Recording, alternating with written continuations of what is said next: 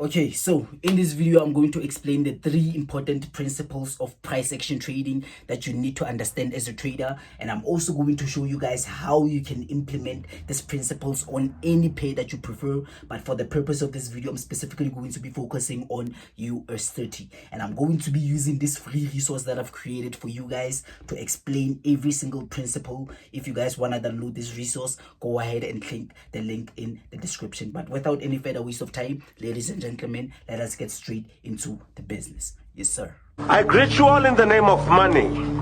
All right?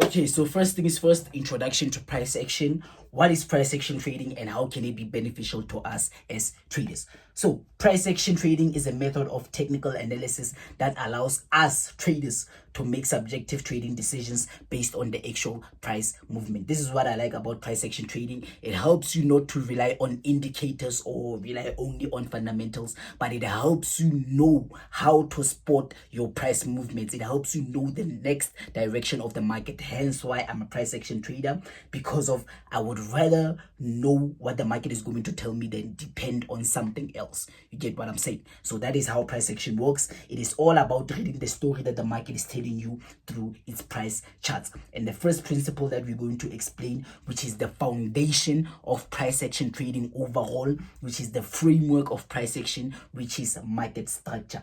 So market structure is the framework upon which all price action analysis is built, and understanding it allows you to identify the overall trend and also potential turning points. And the market structure consists of three types of trends, and the first one, which is an uptrend, the second one, which is a downtrend, and the third one, which is a consolidation. I did explain all these trends on this video right here. You guys can go and check it out. But then these are the three primary states of the market structure, and also these are the three main trends that we get in the market. There are no other trends. These are the only trends, which is an uptrend, and is characterized by a series of higher highs and also higher lows. Let me actually go to my whiteboard and show you guys how you can identify your uptrend.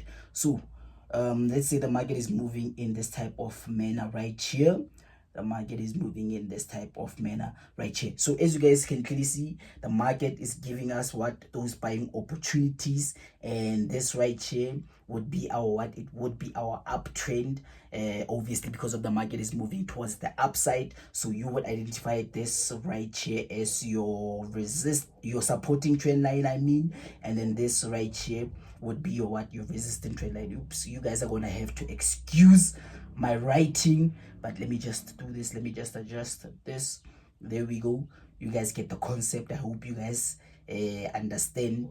I know my drawing is a bit messy, but I hope you guys get the narrative. So this right here, you would identify this as your uptrend. As you guys can clearly see, it consists of a series of higher highs right there, and also a higher low, a higher high right there, and a higher low right there, and a higher high and a higher low. So this right here, you would identify it as your what? As your uptrend. So your downtrend, it is characterized by a series of lower highs and also lower lows. Let me also go to my whiteboard and show you how you would identify your downtrend. So downtrend, opposite to an uptrend, the direction is now moving where? Towards the downside. Obviously, that's why we call it a downtrend. So as you guys can please see, the direction is moving where? Towards the downside, and this right here, it would be your resisting trend line. This right here would act as your resisting trend line.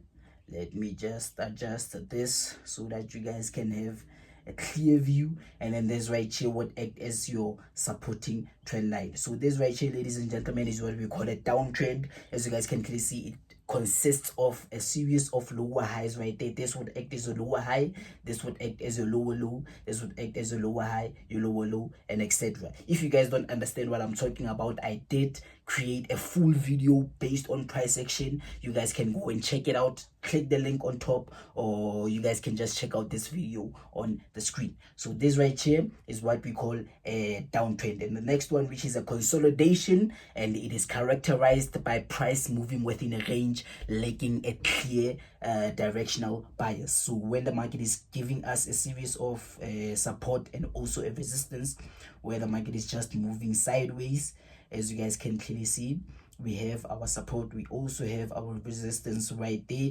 So as a trader, what you would do, you would either wait for the market to give us a breakout on our resistance right here, or the market you would either wait for the market to give us a breakout on our support, or you would scalp your support and your resistance, meaning you buy on your support, you sell on your resistance. And also on your trends as a trader, your main aim is to enter when the market gives us an impulsive move, but then we will discuss that later on. Now let us just focus on market structure. So these are the three primary states that the market moves in, which is an uptrend, a downtrend, and a consolidation. And these right here are all your key terms. You guys can check those out for yourselves. I just want to rush through this ebook and show you guys the most important things. You guys can go ahead and download the ebook for free in the description. So now that is market structure. Let us move on to the next principle, which is I think price action, which is price action in itself, which is impulse and correction.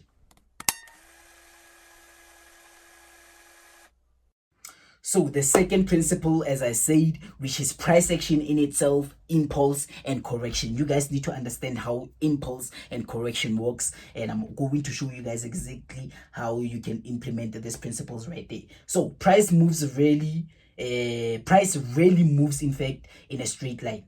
It progresses in a series of impulsive and correction. What they mean by that is that the market isn't just gonna move up or move down or just move to the side. No, the market moves within a series of impulse, a correction, an impulse, and a correction, which is what I was explaining in the previous principle, which is market structure.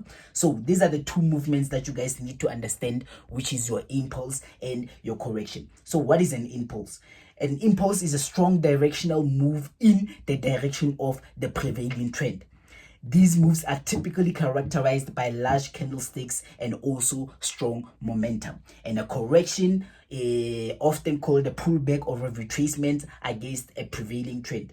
And these moves are generally smaller or less volatile than impulsive movements. Hence why I was saying, as a trader, your main aim is to capture your entries on an impulse. Let me go to the whiteboard and show you guys. So let's say we are in a downtrend. When we are in a downtrend, this right here, your larger move, which is going with the trend, it is not going against the trend, it is down. As you guys can clearly see, it would act as your impulsive move. And this move is going against the trend, is going up while the trend is going down. It would act as your correction and also your impulsive move right there, your correction, your impulsive move. So your main aim as a trader is to catch your entries when the market is giving us an impulsive move. So let's say the market is currently right there. I would look to enter after the market gives us a breakout on this level right there, and then I would look to scale my trades until that trend line right there. And then once we reach that level, and once the market is showing me signs of reversal or signs of correction, if I may say, then I would look to close my trades, and then I would wait for the market to give me the next impulsive move, which is to at least get a breakout after this lower low right there, and then I can look to take those trades up until this trend line right there. So that is your main aim as a trader. Your main aim is to catch your entries on an impulsive move. And once you are experiencing a correction, I would recommend you to close all of your trades. I'm a scalper. If you guys didn't know by now, I'm a scalp trader. I would recommend you guys to close your trades once you guys see a correction, because there's a high possibility that the market can create a range, and then within that range we break our support level, and then we do what, we continue with those same opportunities. But then in this case, what I'm saying to you guys is that the market might do what, it can continue, and then it creates a range right there. And then once it creates a range, you might think that the market is creating a consolidation, not a consolidation, a correction I mean. And then the market decides to do what, decides to give us a breakout right there, and then it continues with those buying opportunities. But then this strategy, I don't want to explain it for now. I think I did drop a video. If I didn't, I will. I'm not sure, but I don't want to disclose anything for now. But you guys need to understand your main aim as a trader is to catch your entries on an impulse. So identifying these moves, it will allow you to anticipate potential entry points, and in an uptrend you should look to buy the correction after an impulse, and in a downtrend you should look to sell the correction after an impulse, which is what I was saying. After the market gives us an impulse, you wait for the correction. After the correction, then that is when you take your entries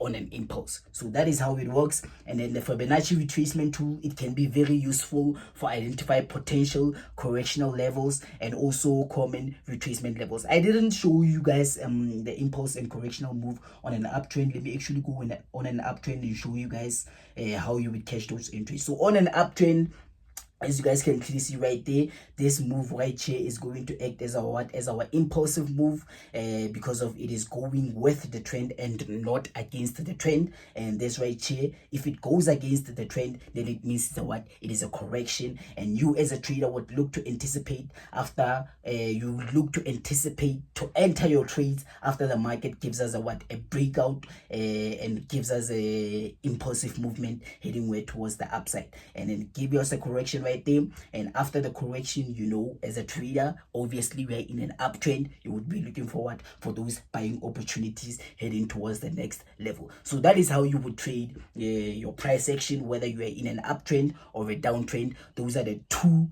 concepts that you need to understand, which is an impulsive move and a correction move. So now let us move on to the next principle, which is zones, areas of high probability. So zones are areas in the charts where price is likely to react, and these areas often are referred to as supply zones or demand zones, or we can call them support and resistance zone.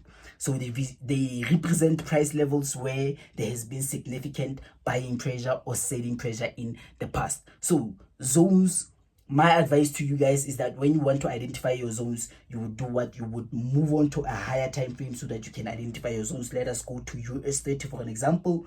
On US30, let me just remove everything. On US30, let me go to a daily time frame. On US30, in order to identify your zones, we can clearly see right there we had significant selling pressure on this level right there. So it would act just as your resisting zone or your supply zone, if I may call it like that. And this right here, we had significant buying pressure, so you would identify that as your demand zone or your supporting zone. And if you guys go onto the 4-hour time frame, you guys can also identify more zones, and as I said, I advise you guys to look for zones on higher time frames, your daily time frame, your weekly time frame, and also your 4-hour. You guys can stop at your 4-hour time frame daily, and also your weekly time frames. You can use them to identify your zones. So zones on a 4-hour time frame, we do have a couple of zones right here. I do see a zone right here where we had significant buying pressure. We did also have the zone right here, as you guys can clearly see. And if I zoom in a bit, one thing that you guys need to know, when the market, let's say you are buying from a support zone, when you are buying from a support zone, you should anticipate that the market is going to buy until we reach a resistance zone. Vice versa, if we are selling on a resistance zone, you should anticipate that the market is going to give us those selling opportunities until our next supporting zone. And one thing that you need to note is that in between those price movements, whether it's from our resistance or our support level, we are going to have we are going to have price action movements. If we can zoom in closely on US30, you guys are going to see what I'm talking about. Let us go to 1-hour time frame. You guys are gonna see exactly what I'm talking about. So from this supporting level, as you guys can clearly see, the market was giving us price action movements. We did have an impulsive move, we experienced a correction which also acted as a retest on that zone right there, and then we also had an impulsive move and also a correction right there. followed by an impulsive move, and we are currently in our range right there, or consolidation in between our support and resistance level right there. So that is how the market works. I told you guys that the market structure, zones, and also price action, they can combine.